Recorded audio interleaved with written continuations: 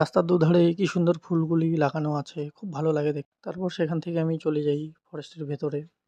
এটা ফরেস্ট একটি খুবই ফাঁকা ফরেস্টটি, সামনে পেছনে কোনো লোক নেই, পিছনে দেখতে পারেন কোনো লোক নেই, আমি একাই যাচ্ছি। এই ফরেস্টের মাঝে একটি লোককে দেখতে পেলাম, জানি না পাগল নাকি, ফরেস্টের মাঝখানে একাই ছিল। তারপরে সেখান থেকে এগিয়ে যাচ্ছিলাম আমি। আমি এবার প্রথম যাচ্ছি এই রাস্তা দিয়ে, এটা দিয়ে কোনোদিনই যাইনি, ভয়ও লাগছিল, কারণ মাঝখানে না হাতি বের হয়ে যায়, সেজন্যই। আর তার মধ্যে ছিল ঠান্ডার দিন।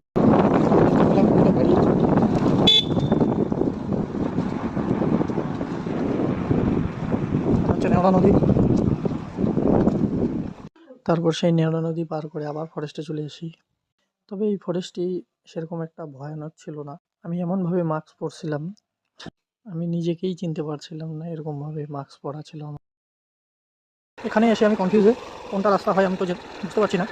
এটাও একটা রাস্তা, এদিকেও একটা রাস্তা গেছে, এখান থেকে কোন দিকে যেতে হবে সেটা বুঝতে পারছি না আমি।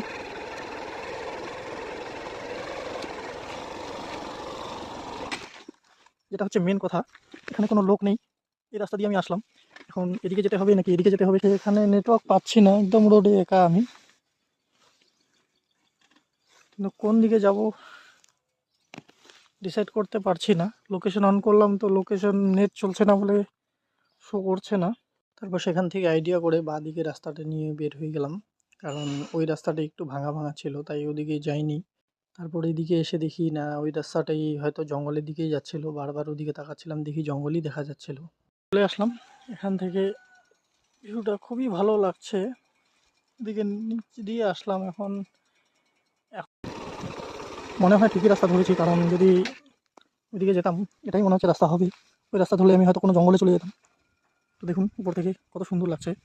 সেখান থেকে উপরে আসার পথে একটি বস্তি দেখতে পেলাম, এই বস্তির দিকেই যাচ্ছিলাম। এটা একটা বস্তি, উপরের দিকে বাড়িঘরও দেখা যাচ্ছিল।